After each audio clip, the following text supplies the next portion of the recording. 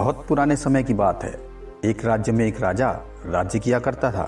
उसका राज्य बहुत खुशहाल था और धन धान्य की उसके राज्य में कोई कमी नहीं थी।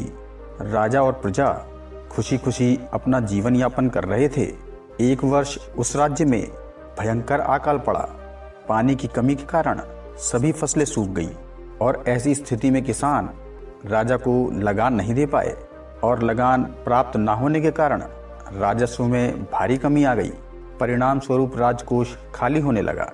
यह देख राजा चिंता में पड़ गया और हर समय वह सोचता रहता कि आखिर राज्य का खर्च कैसे चलेगा। अकाल का समय निकल गया और स्थिति पहले की तरह सामान्य हो गई, किंतु राजा के मन में चिंता घर कर गई। हर समय उसके दिमाग में यही रहता कि यदि राज्य में पुनः अकाल पड़ गया तो क्या होगा। इस चिंता के अतिरिक्त अन्य चिंताएं भी उसे घेरने लगी।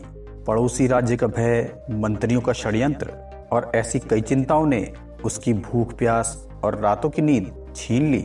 वह अपनी इस हालत से बहुत परेशान हो गया था, किंतु जब भी वह राजमहल के माली को देखता तो आश्चर्य में पड़ जाता, क्योंकि दिन भर मेहनत करने के बाद वह शाम को रूखी सूखी रोटी बनाकर खाता और पेड़ के नीचे आराम करने बैठ जाता और पेड़ के नीचे आराम करता हुआ बहुत मजे से सोता। राजा को उससे जलन होने लगी थी। एक दिन राजा के दरबार में सिद्ध साधु पधारे। राजा ने अपनी समस्या उन साधु महाराज को बताई और उसका समाधान पूछा। साधु राजा की समस्या अच्छी तरह समझ गए थे।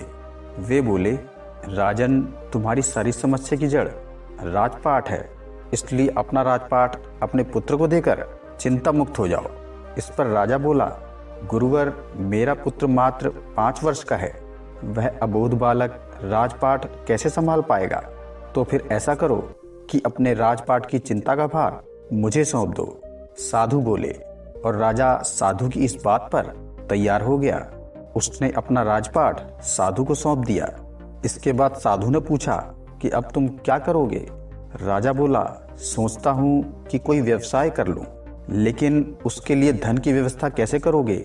साधु बोले, क्योंकि अब तो राजपाट मेरा है, राजकोष के धन पर भी मेरा अधिकार है, तो मैं कोई नौकरी कर लूँगा। राजा ने उत्तर दिया, ये ठीक है, लेकिन यदि तुम्हें नौकरी करनी है तो तुम्हें कहीं और जाने की आवश्यकता नहीं है। तुम यहीं पर नौकरी कर लो, क्योंकि मैं तो एक साधु हूँ। मैं अपनी कुटिया में ही रहूँगा। राजमहल में ही रहकर तुम मेरी ओर से राजपाट संभालो। राजा ने साधु की बात मान ली और साधु की नौकरी करते हुए राजपाट संभालने लगा। साधु अपनी कुटिया में चले गए। कुछ दिन बाद साधु पुनः राजमहल आए और राजा से पूछा, कहो राजन, अब तुम्हें भूख लगती है या नहीं, और तुम्हारी नींद का क्या हाल है? राजा ने उत्तर दिया, गुरुवर, अब तो मैं खूब खाता हूँ और रात भर चैन की नींद सोता हूँ। पहले भी मैं राजपाट का काम करता था और अब भी करता हूँ, लेकिन फिर ये परिवर्तन कैसे? ये मेरी समझ से बाहर है। राजा ने अपनी स्थिति बताने के साथ ही प्रश्न भी पूछ लिया। साधु मुस्कुराते हुए बोले कि राजन, पहले तुमने काम को बोझ बना लिया था और उस बोझ को हर समय अपने मस्तिष्क पर लेकर घूमा करते थे, किंतु राजपाट मुझे सौंपने के उपरांत तुम समस्त कार्य अपना कर्तव्य समझकर करते हो, इसलिए तुम खुद को चिंता मुक्त महसूस करने लगे। तो दोस्तों, इस कहानी की सीख ये है कि जीवन में हम चाहे जो भी कार्य करें उसे अपना कर्तव्य समझकर करें, ना कि बोझ समझकर, क्योंकि सिर्फ यही चिंता से मुक्त होने का तरीका है।